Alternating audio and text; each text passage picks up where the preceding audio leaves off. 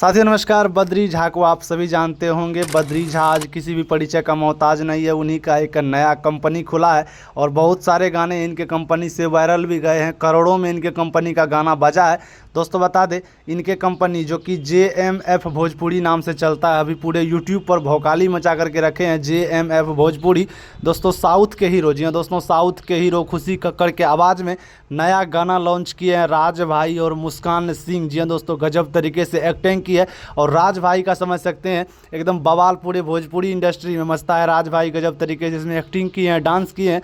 मुस्कान सिंह भी एकदम पूरे भौकाली मचा रही है इस वीडियो में, इस सॉन्ग में।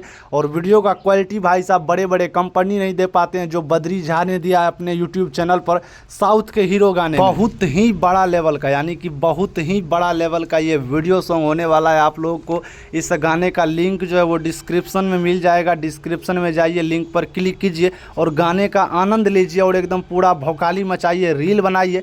हर एक जगह गाना उपलब्ध है, तो डिस्क्रिप्शन में लिंक है, वहाँ जाइए, सुनिए, प्यार दीजिए। धन्यवाद।